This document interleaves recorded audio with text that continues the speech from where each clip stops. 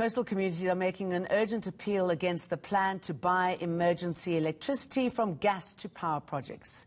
The Karpowership SA deal has been given the environmental go-ahead by assessors, subject to a few mitigation measures. It now needs final approval by Minister of Environment, Forestry and Fisheries, Barbara Creasy, who has 8 weeks to make a decision. We're going to try and convince her not to go that route. Let's get more on this with the Green Connection strategic lead, Liziwe McDaid. Very good morning to you. Tell us more about, firstly, the concerns, the environmental impact this will have, the impact on the fishing communities.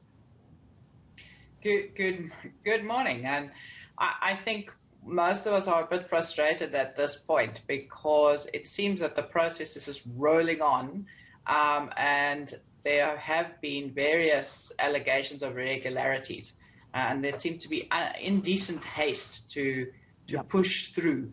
And I'll give you an example. There was a meeting held with some fishers on the 21st of April. Now, irrespective of whether they had raised concerns or whether anything had actually been addressed, that report was then submitted a few days later. So it's difficult to know how their concerns were taken into account. From the Green Connection side, we have obviously had a look at the entire proposal, and there's a few things that spring to mind.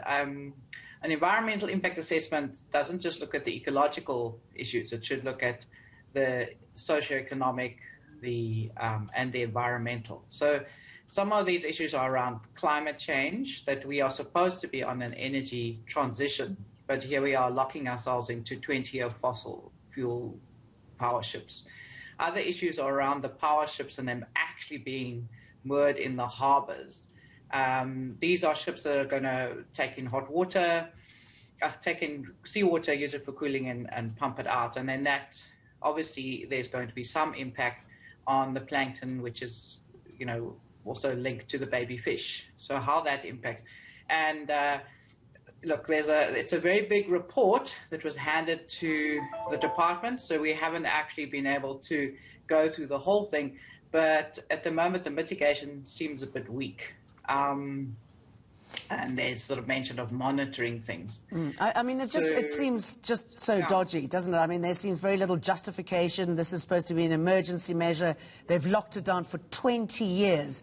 Nothing emergency about that. I mean, what about the other options that we have available? So this is, I think, where the cracks comes. So the focus is on what process, how did this process, which was supposed to be for emergency power, end up with an outcome of a 20-year lock-in to a gas, huge, looks like a city when you look at the pictures, into our harbors. So that's the one issue. The second issue is they've got exemption from the sort of local contributions and local economic development.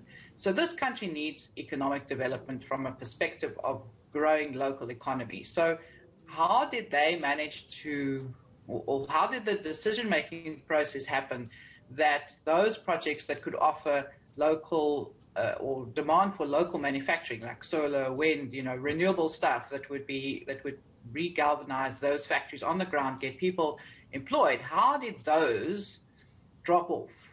And how did the majority get to one company? It's an offshore company.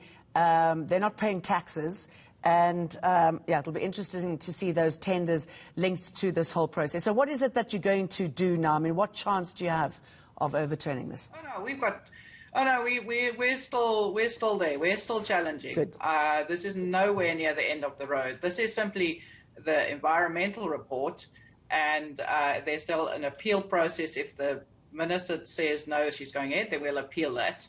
And if we find that there is a case to review in the courts, then we will go that route as well. Although it seems that work is being done for us by one of the other losing bidders, obviously on different grounds.